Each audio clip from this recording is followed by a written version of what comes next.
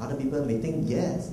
So if everybody will use this set of things, then it become your business tool really, as important as your portal, as your computer to show people performance. This is also another thing, very concrete. It's printed here, cannot do it. Cannot means cannot. So you're very upfront to people, then people will see you differently. Oh, this is really very honest. And he says principle.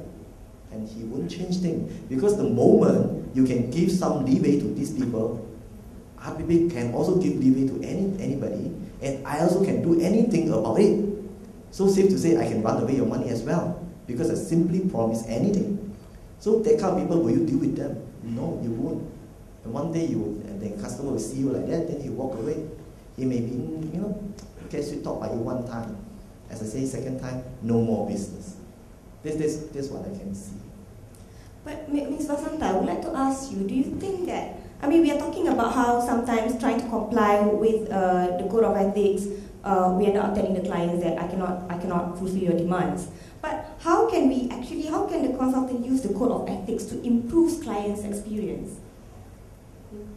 Improve the client's experience, like making it actually better for the client, and they can actually move, they can actually move forward.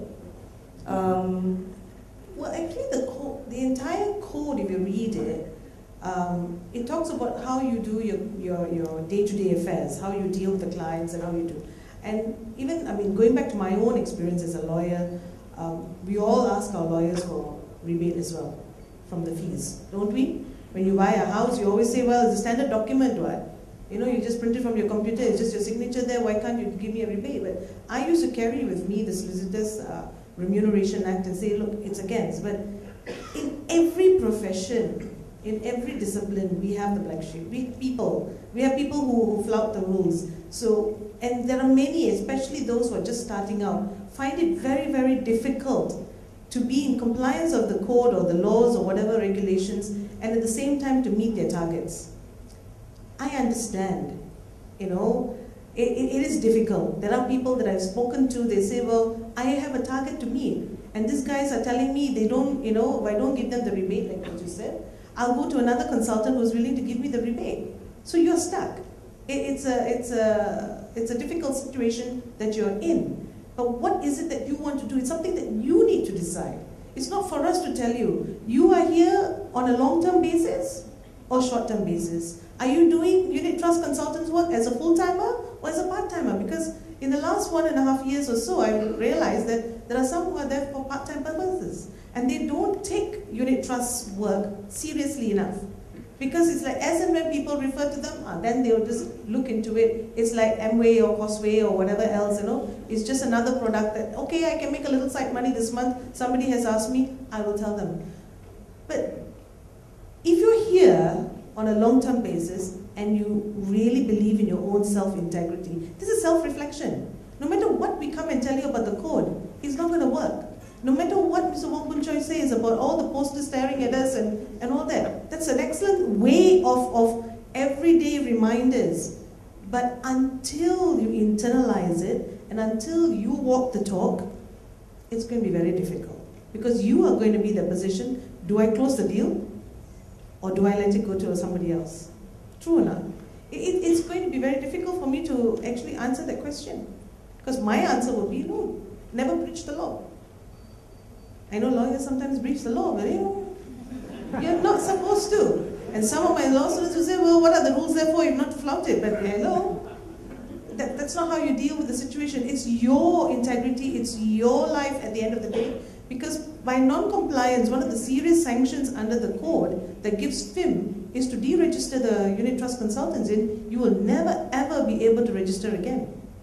So you can forget the unit trust industry's work, for that matter.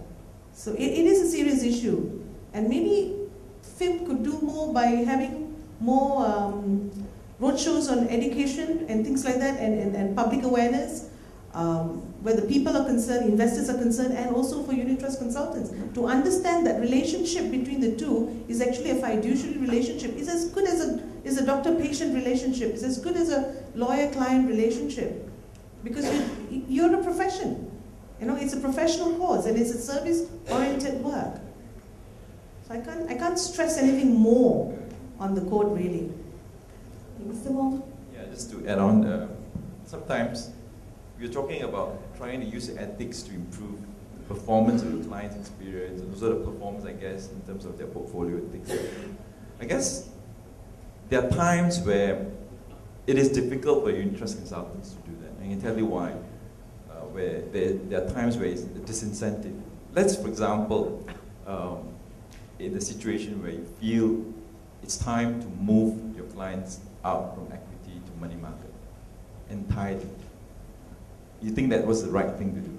But when they did that, immediately their trailer commission will drop drastically. Now that, in the mind, there is a disincentive. You know, it may be fair to the client, but not being fair to yourself in terms of compensation. This is where our compensation scheme differs from the West, where mutual funds are sold by financial planners, financial advisors. They are allowed to charge a fee. You see, their interests are more aligned.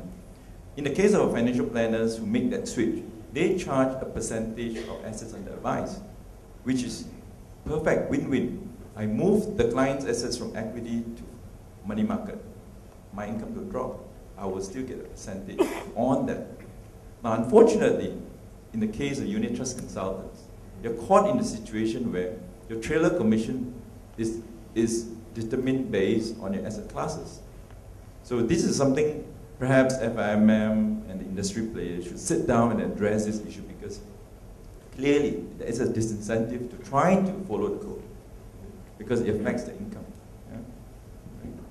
I have a question for Ms. Vasanta. So, okay, just now I did open the floor, but since nobody comes to the mic, so I'm going to ask Ms. Vasanta just one question. Based on your experience as a member of disciplinary committee, is there anything that you would like to share with the audience? Other than the compliance of the code. I mean, get your instructions in black and white, really. If ever you're doing something which appears to be a norm in your industry, some of the norms may be practiced out there, but if it's not by the code, when it comes to us, we'll say, look, this is not supposed to be practiced because it's in breach of the code, and therefore you're liable. And if you cannot prove otherwise, you're in trouble. It's not so much the clients at the end of the day. And like I said before, clients are always the first to stab you in the back when things are not hunky-dory anymore. It's best practice, by my standards, to always get everything in black and white. You know, recently, from my own personal experience, there was this legal issue because I also advised my company on legal matters. And there was this legal issue, and my boss wrote to me and said, why don't we have a face-to-face meeting and we can resolve this problem, because there was a new act. I think you all know the Competition Act 2010 is in place. So there was something that I said, no, we can't do this. And he was saying, but we have to do it. You know, everybody is doing it. I said, no, we can't do it. So he said, let's have a face-to-face meeting. I said, yes, we can have a face-to-face meeting, but I will put it down in black and white to cover my back. So that the commissioner comes later for a raid or for whatever, there's an investigation or whatever it is, I have discharged my duties to the company. You, as the Vice Chancellor, you have every prerogative to make a business decision. You don't have to accept my advice. You have taken a calculated risk or uncalculated risk, that's your business, not mine. But as far as I'm concerned, have I discharged my duties to you? The fiduciary duty that I owe you as your advisor, have I discharged that? My answer would be, yes. I have discharged my duties because I put it down in black and white that this is the best advice I can give you. If you want to go beyond that, that's your business, not mine. So it's always best to safeguard ourselves first. So as a unit trust consultant, always cover your backs. There were some cases we met. I can't remember the full facts of the case, Hafiza, maybe you can. There was this lady who will go to the post office, unit trust consultant, no, will go to the post office to post things for the client, pay the TNB bills, and now the client has complained about her. I'm like, why the hell did you bother? No, I was trying to be helpful. My office is just right next to the post office. My office is just right next to a particular bank. I can help her pay the bills. I do this for all my clients. I said, oh, really? Where are you staying? Can you pay my bills too? You know, I mean, seriously, she went out of the way But at the end of the day, the funds didn't turn out to be what the client expected. And they lodged a complaint against her. But luckily for her, there was insufficient evidence against her. The clients really couldn't prove that the consultant had gone astray and had breached the code or whatever else. So we didn't find her liable at the end of the day. But you'll find all sorts of complaints. There are some which are just absolutely frivolous and some really with merit. There are many who really, really, really breach the code. You know, absolutely in breach of the code. So you've got to be extremely careful. There's a reason why there's a code. So please, do go back home and read it. It's not that heavy going. It's quite easy. And most of the principles in the code are same for all the different sectors. So it's quite easy going. So please do read it to safeguard yourselves.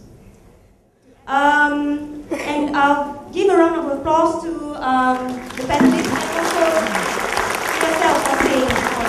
That's right. A round of applause to Mr. Wong Boon Chua, Ms. Vasanta, Mr. Danny Wong, and of course moderated by Ms. Hafiza. Now I'd like to invite Dr. Sia Lee Mei Ling, member of the Board of Directors of FIMM, to present a token of appreciation.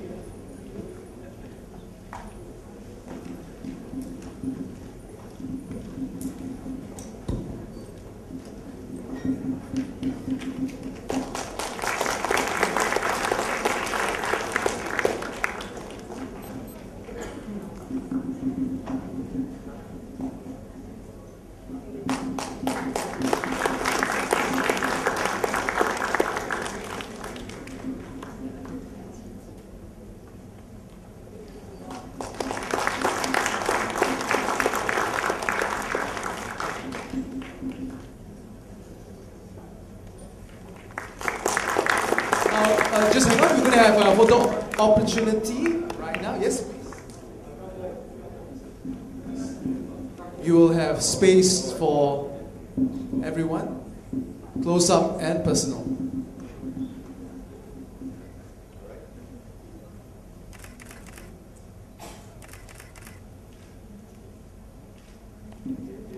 All right, thank you. A big round of applause, please.